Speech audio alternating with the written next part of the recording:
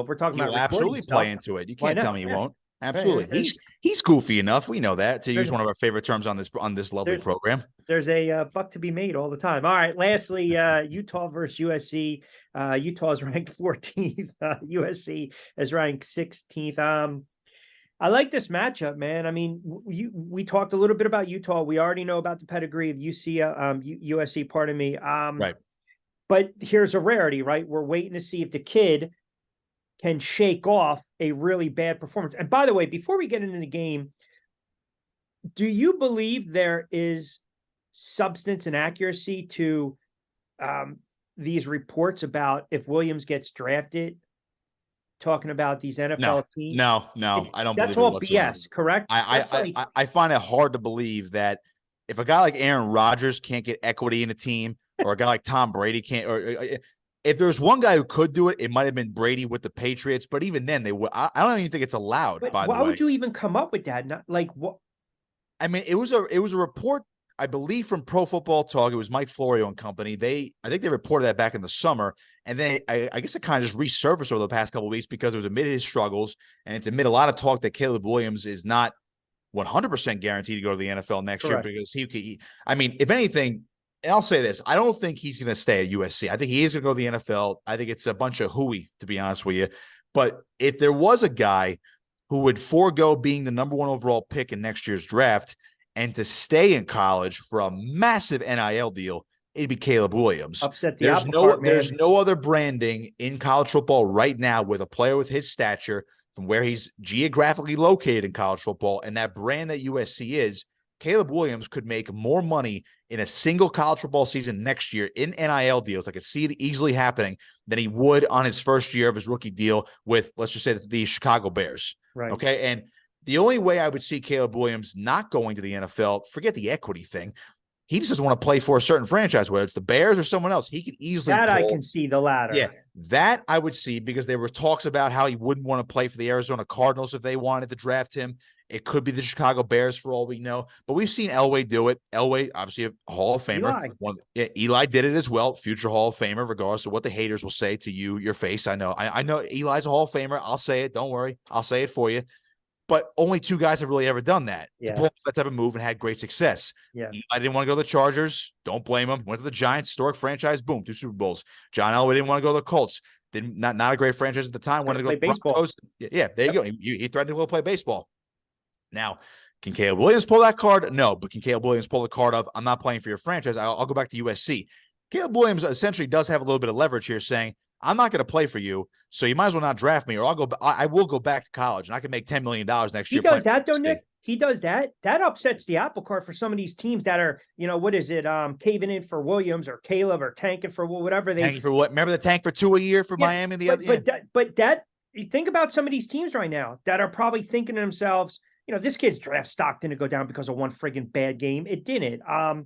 But again, to your point, you've got teams out there, Chicago, Arizona dealing with Murray. I mean, you're talking about the Giants now, buyer's remorse with Daniel Jones. There's teams out there that are looking at Williams saying, all right, this kid's obviously going to be if he comes out, the number 1 draft pick.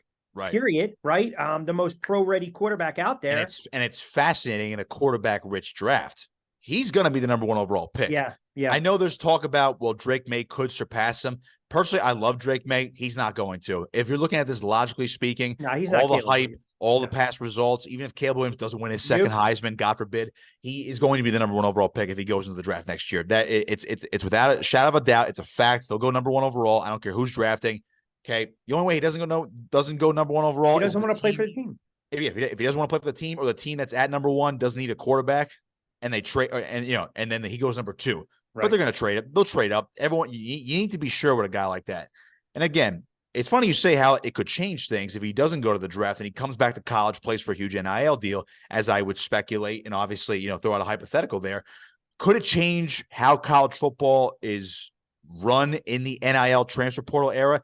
It'll definitely accelerate the process, and it could change how NFL teams approach seasons where you really can't tank in the NFL. You're gonna get everybody killed, okay?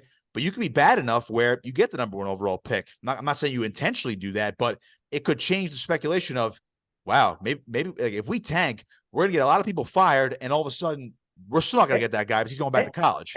And are we exactly? It's a great point. It's the guarantee now where how do we know this kid's going to come out? Like, this is the domino effect that a lot of people have not been talking about, because if I can bank Buck coming back one more year and make more, as you mentioned, instead of that top 5, that rookie deal contract where you're getting me bargain basement prices, what the hell am I going to do that for? My stock was long just gone are the days of the Sam Bradford rookie deal. You know what I mean? So now I'm not saying Caleb Williams doing that is going to set a new precedent.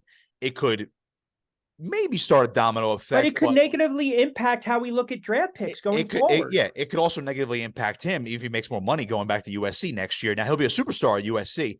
Now, if you look at it from the perspective of, well, it changes the way college kids are going to approach the NFL, whether they want to declare early or not or stay in college longer. He's almost an exception to the rule because of how good he is and how popular he is and how much he's been talked about in the Patrick Mahomes light, how he's the best quarterback prospect since Andrew Luck. And obviously Andrew Luck got those John Elway comparisons when he was coming out of Stanford. So he's on a scale up here. Now, if a guy like Drake May was doing this, we kind of wouldn't bat it. We would bat an eye a little bit, say, oh, that's interesting. But he would get a substantial NIL deal from North Carolina, or if he was a grad transfer, just a hypothetical, grad transfer, go somewhere else, play for an even bigger market or a bigger school, I should say. I don't want to use the, schools aren't employing these kids, Rich. So not quite yet. So it would be a fascinating story. I don't think it's going to happen. I still think he's going to go to the NFL because long term, he'll be a bigger superstar in the NFL if he is as good as advertised. And again, people will say injuries. So there's no guarantee. So you can get hurt. You can get hurt in practice. You can get hurt in the NFL. You can get hurt in college. God forbid he came back to USC next year. Rich is playing for about $10 million in NIL money and whatever else comes his way at USC. Biggest superstar in college football. He gets hurt. Guess what? He still banks the money and he'll still be a superstar at USC for pretty much life. Yeah, that's a great point.